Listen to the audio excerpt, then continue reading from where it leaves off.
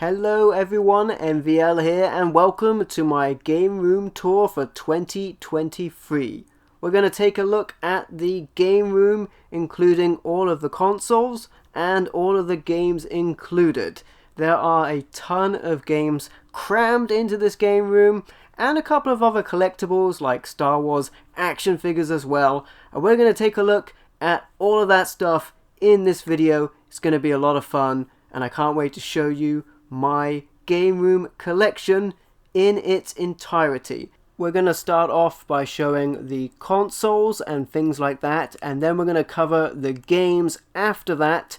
And I will also say that I collect pretty much everything. I don't zone in one particular system over others, and whilst I know there will be some collectors that have as many games as I have total in just one system, I like to grab what I want to play, and that's what you're going to see in this game room, a variety of different things. So without any further ado, let's go take a look at some of these things, of which there is a variety of. First of all, we're going to take a look at the stuff that's on the desk in front of me.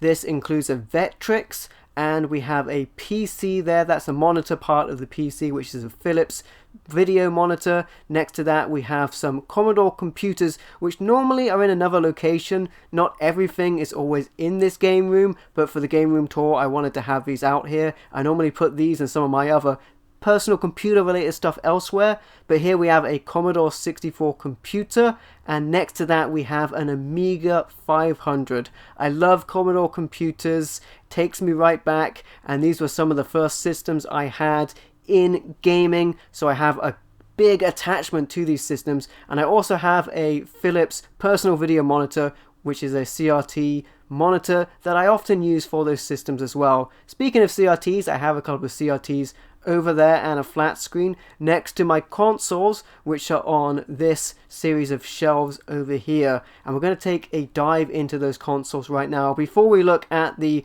games themselves, at the top of the pile we have a Sega Mega Drive Model 2 with a Sega Mega CD attached. Underneath that we have my main Mega Drive, which I use, which is a Model 1. This was modded by Scodico Retro, and it's actually region free, and it can play 50Hz and 60Hz games at the correct speed. Next to that we have a Retro Freak, which is an emulation system which plays a ton of different systems on it, and I actually end up using that a lot for videos and stuff. If I have something that does not work on the original hardware, let's say an American NES game, it will work on that, and it won't work properly on my PAL NES. That was an Evercade VS or Versus over there, which is a great new retro system which plays fully licensed cartridges. We have my NES there. I modified that to be a front loader with the blinking light win, and we have the Super NES there as well, PAL systems of course. Here's my Nintendo 64, also modified by Scodico Retro, and this has an EverDrive 64 in it, which is a new addition to my collection.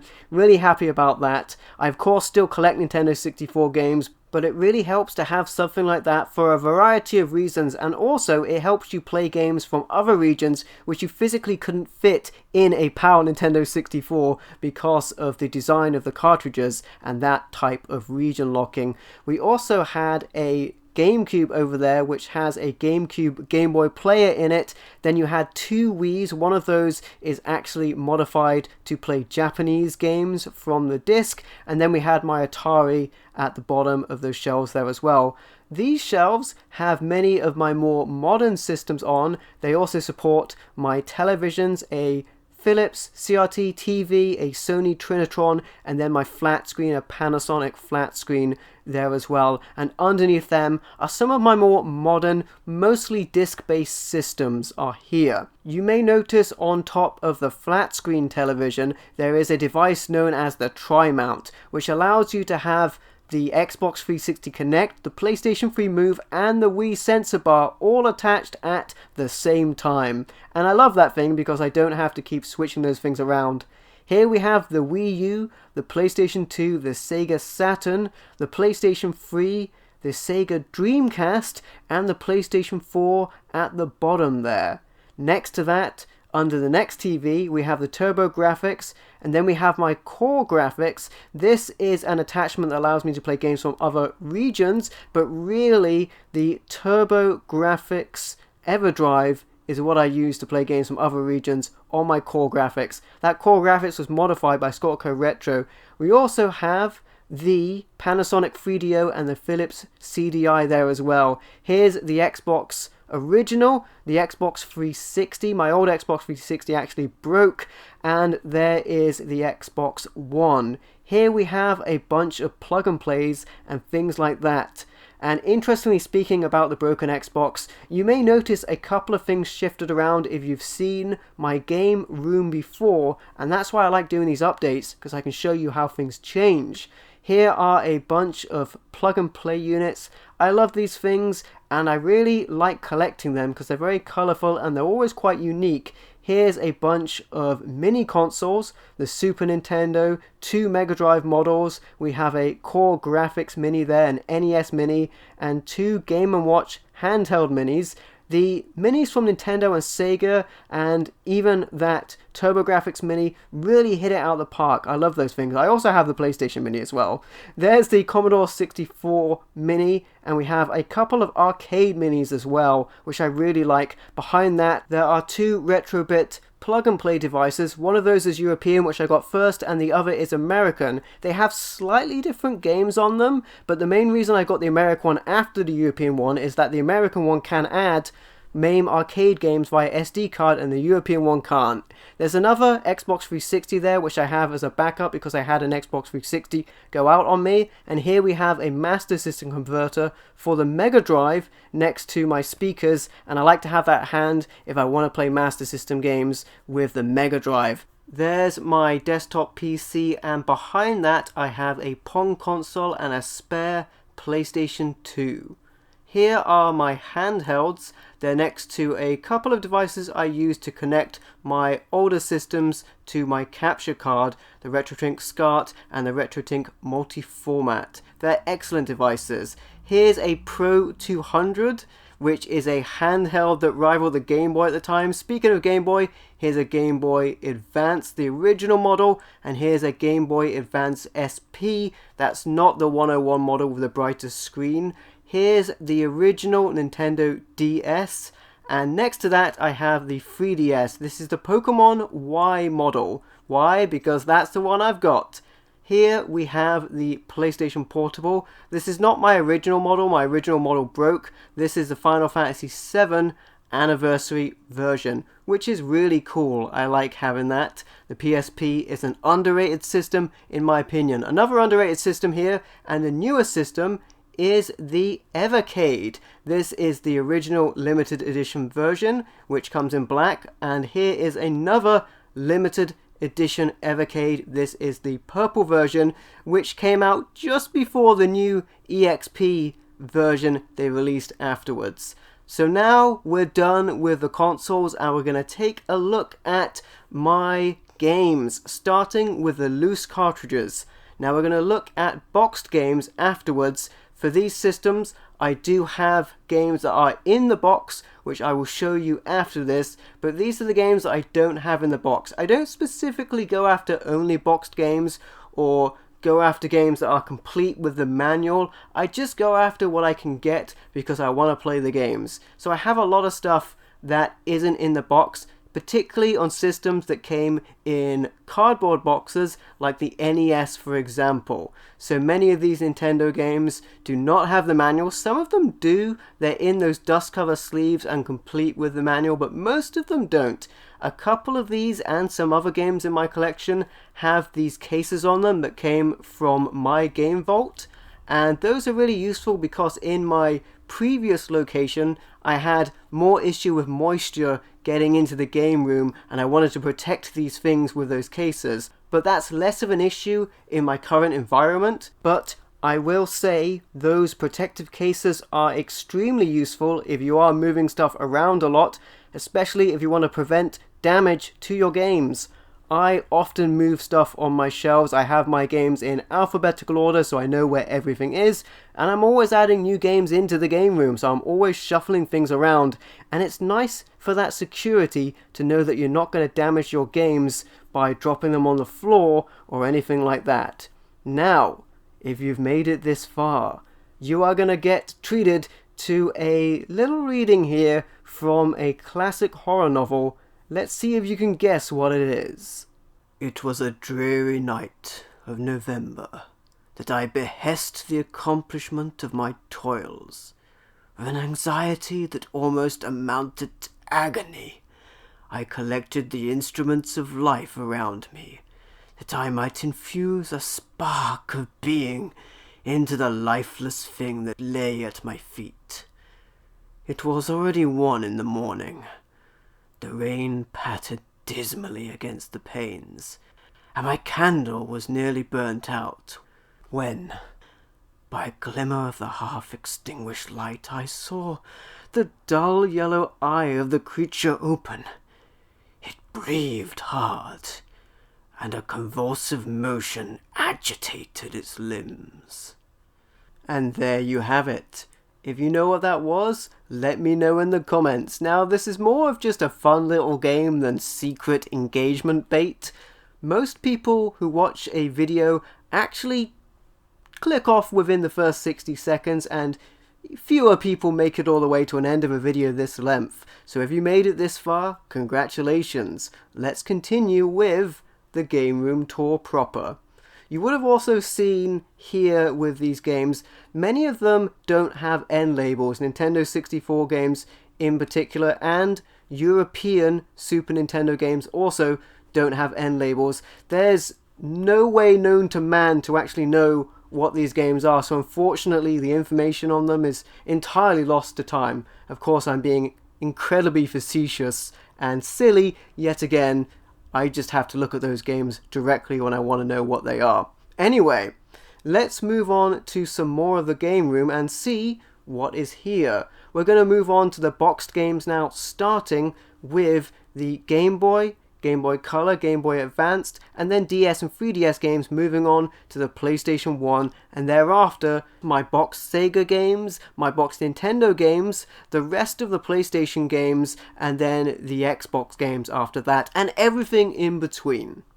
This shelf on the side here has my boxed HuCard games for the PC Engine and TurboGrafx 16.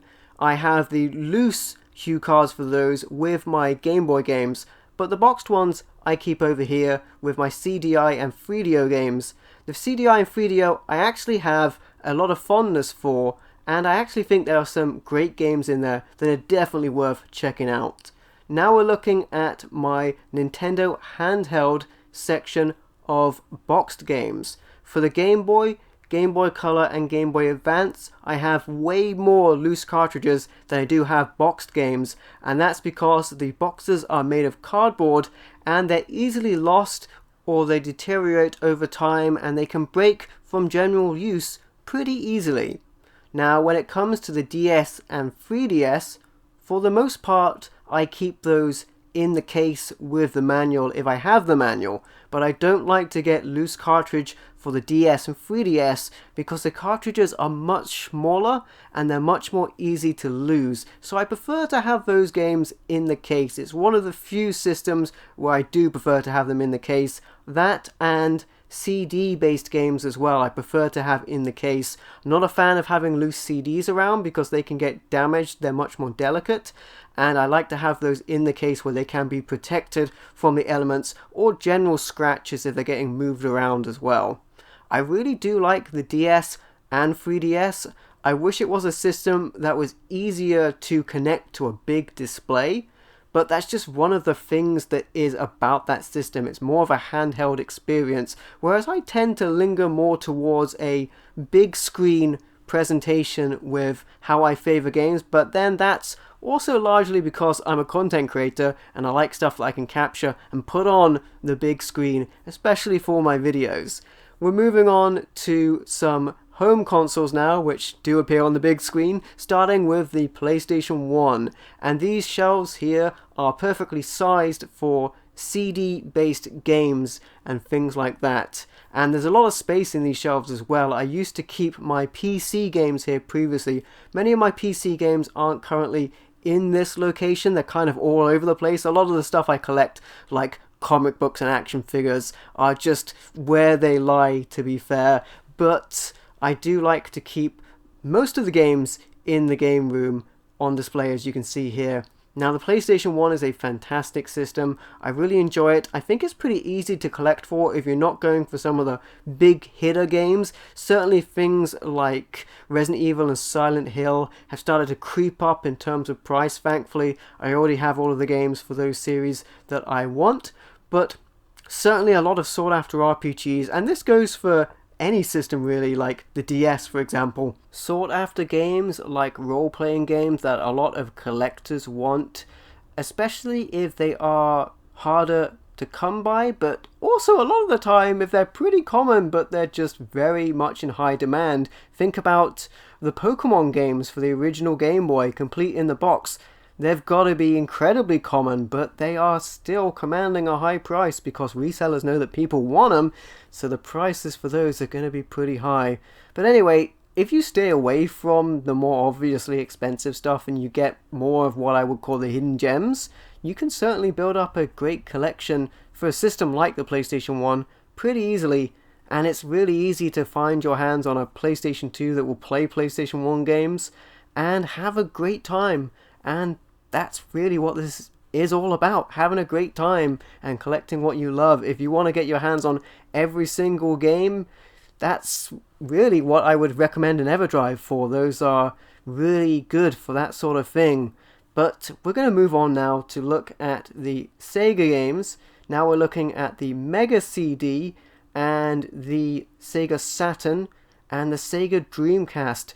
Now I don't know why, but these systems seem to be much less common to come by in my area, so I don't have a ton of them at this time as you are seeing, but it's certainly a system I'm always on the lookout for, and I'd like to pick up more games for it. I just tend to not see them around in my area that much. As we move on to some of the older Sega stuff, we're going to look at the Master System, the Mega Drive, and then we're also going to look at a couple of long box games beneath that, and then my Evercade games, which is a new system, mostly compilations of older games, but there's a couple of new indie games in that system as well. And I'm a big fan of those cartridge collections. They're very reasonably priced, and it's another great way to get games this way fully licensed, so it's a real feel-good console for that respect. Now, the Master System has many great games on it, and I've been very fortunate to grab a couple of games that are incredibly sought after, and I'm glad for that as well. With the Mega Drive as well, I also have a couple of games that are incredibly sought after. I'm always adding games from this system to my collection when I go out there and I find them. I have some great games, and certainly there's a lot of great games to pick up. If you want a really efficient way of grabbing these games, you could pick up the Mega Drive Mini 1 or 2. That would be a fantastic cost-effective way of getting a ton of games, plenty of the great ones in your collection as well. Or you could pick up the Mega Drive collections for, let's say, the PlayStation 3 or the PlayStation 4. Those have a ton of games on them as well, fully licensed, and there's a fantastic selection. So there's lots of great ways to try and play these games if you would like to. Here we have the Evercade collection. I have them in alphabetical order and not in the number order that they appear on the spines. I think if they're in number order, it would be pretty crazy because they wouldn't be alphabetical and I would never find what I want.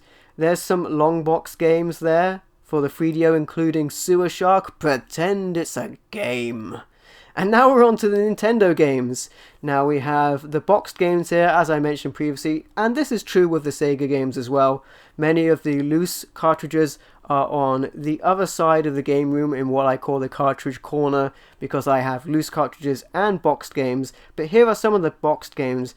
Boxed games of these systems are a little more hard to come by in my area, but I just kind of grab what I can find when I do find it at a good price, and I like to add that to my collection. So we're moving on from the Nintendo, Super Nintendo onto the N64 here, and I also have some Japanese games as well that I can either play on my Retro Freak and use things like translation patches for as well with that. We're on to the GameCube here. I recently got a bunch of GameCube games disc only from my friend the Jonin Monkey. Really appreciate that, and I've been adding them into cases, and my intent for those is to print out replacement cases. Of course, replacement cases would be bad if you were to resell these games, but I will never do that. They're just for my personal collection, so I will be having replacement cases for these so they look nice on the shelf, and I'm really glad to have them. Here we have the Wii, and some people really like motion controls and some people really don't. Next to that we have the Wii U, which is another system I think is incredibly underrated, though I think if you give it enough time, most of the noteworthy games for the Wii U will end up being ported to the Switch, and people will think they're new games. Now the Switch is probably my favourite new system to collect for. I absolutely love it, and I really like the form factor of the cases not taking up much space, and the fact that the games are mostly region free, so you can grab stuff from places like Play Asia. The only thing you have to worry about region wise is any DLC you want for that. Now we have the PlayStation 2, and PAL PlayStation 2 games look really kind of underwhelming on the shelf, I have to admit. American PlayStation 2 games are a lot more colourful, whereas these are just black and white. I do remember having this behind me as my backdrop for a lot of my videos, and somebody commented to me that they thought I was in front of packaging or barcodes or some kind of supermarket produce, and that they didn't actually look like games, which I think is kind of funny. But yes, this is what European PlayStation 2 game cases look like. There is a complete absence of anything really colourful or interesting about them. It just has the names on the spines, which is fine. It's the games you're more interested in. But I do prefer game cases for like the GameCube or the original Xbox, which had a lot more colour, different font, or just any difference between this uniform black and white case that we had for the PlayStation 2 games over here. It's certainly a look, and it's definitely identifiable, and it's definitely not a series of barcodes that was at one point behind me for my videos. If you're wondering, my current backdrop behind me does have a little bit of the PlayStation 2 visible on my far right, but for the most part I think I have the more modern PlayStation stuff directly behind me, and to the left of me I have the Xbox stuff, which is a lot more colourful, and we're going to see that in just a moment. Looking at the newer PlayStation stuff, we have the PlayStation 3, the PlayStation 4, and underneath that I have my PlayStation Portable games, and then at the very bottom of that we have a couple of Vita games as well. This is directly behind me on the couch where I mostly make my videos from that point. That's the area where I film from the most, and on either side of my couch I have two ottomans, which are pretty large ottomans, and they are divided inside, and I have a lot of controllers in those as well, like my zappers and my spare controllers for multiplayer and lots of different systems, and weird controllers as well. And then underneath my couch actually I have a bunch of really useful storage boxes where I have things like hard drives or video cables and stuff like that. But then honestly, to tell the truth, a lot of the time, a lot of stuff that I use frequently and when I'm not filming a game room tour video is just on the floor, and it's really messy. But you're seeing a much more clean game room for this video because it is a video, but keep that in mind. Now we're moving on to the PSP. I really think the PSP, I've said it before of other systems, but I really think the PSP is an incredibly underrated system.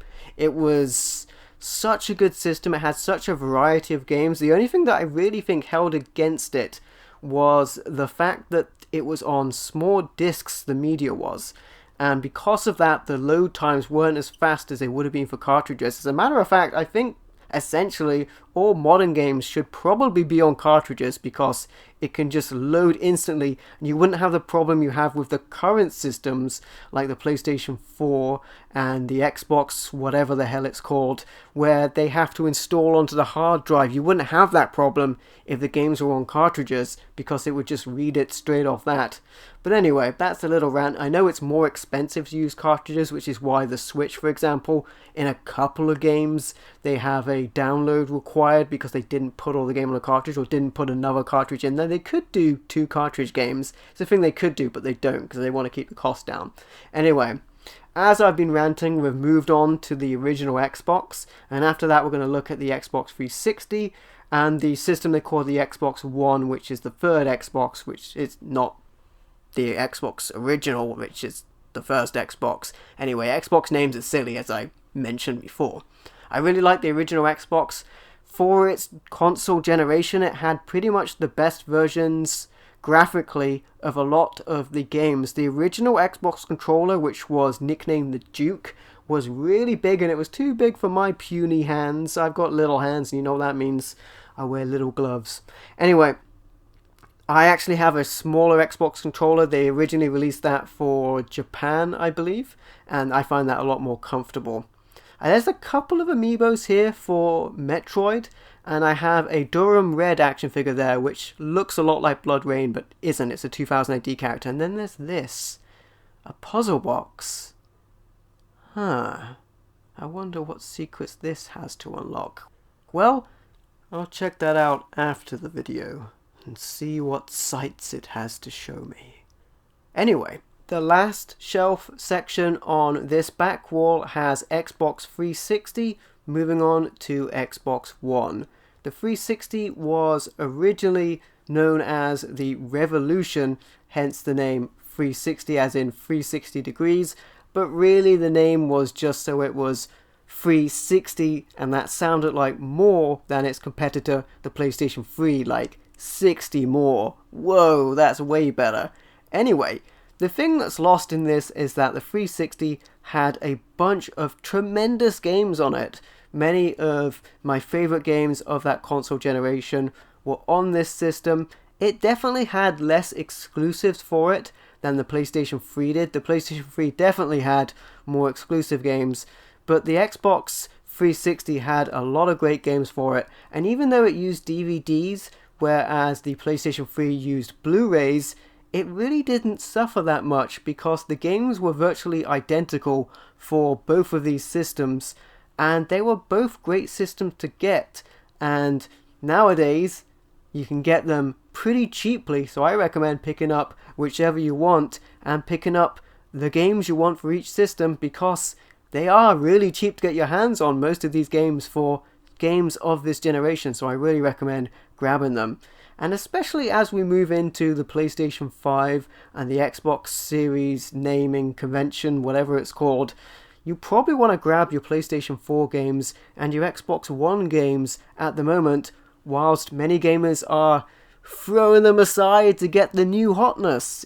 The thing to keep in mind, however, about picking up physical copies of games for newer systems is that some of these games might be incomplete without digital downloads such as DLC or updates, and some of that content may no longer be available. You're certainly running into that with things like the Wii, the PlayStation 3 and the Xbox 360, so it is something to keep in mind.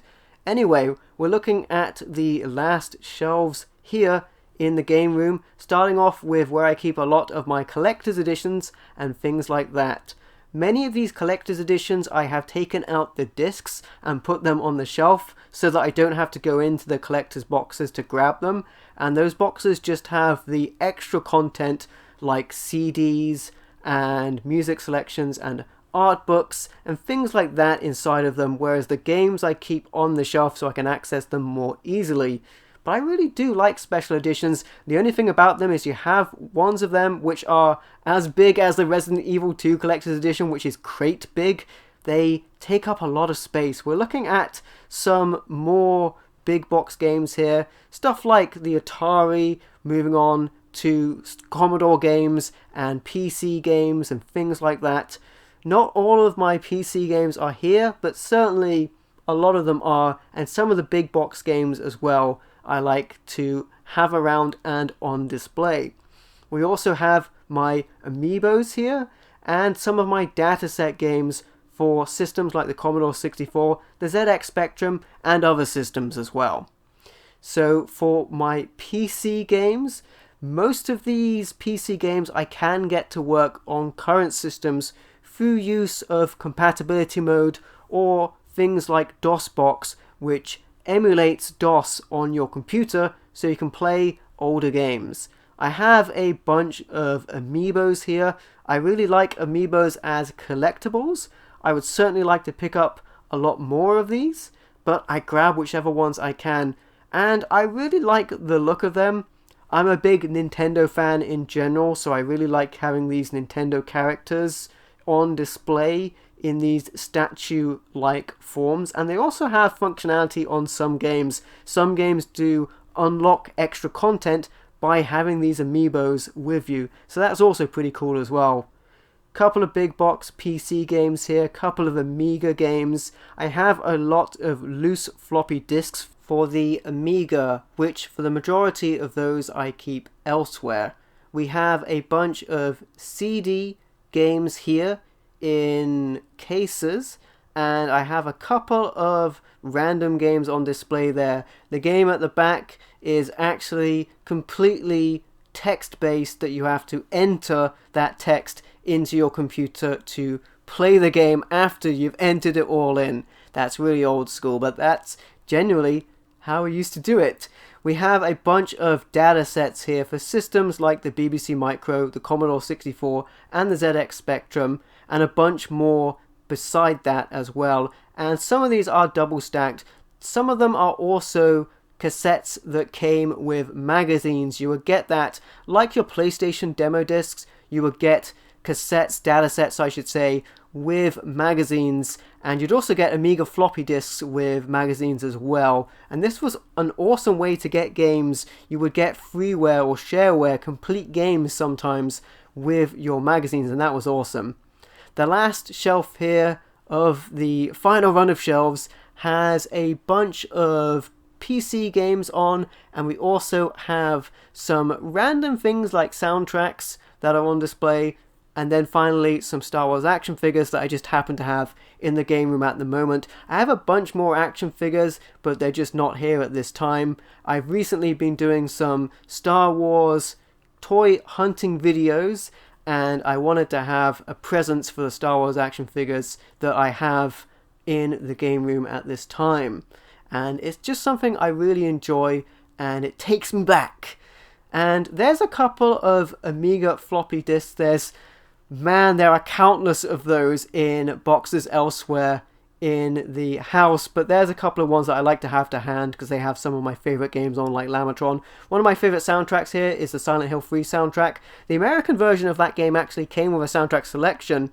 We didn't get that in the PAL version, but I was able to find a copy of that overseas for the full soundtrack 2 CD collection, and I grabbed that.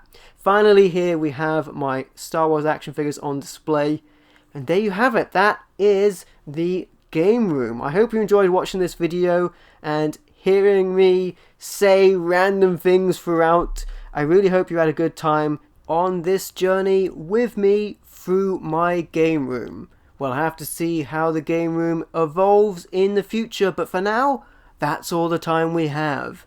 If you like the video, be sure to leave a like or a comment to let me know what you think, especially if you think you know the answer to the mystery question at around 10 minutes into the video. Please consider subscribing if you haven't already to check out all of the crazy content on the channel. Thank you so much for watching. I've been MVL, and I will catch you next time.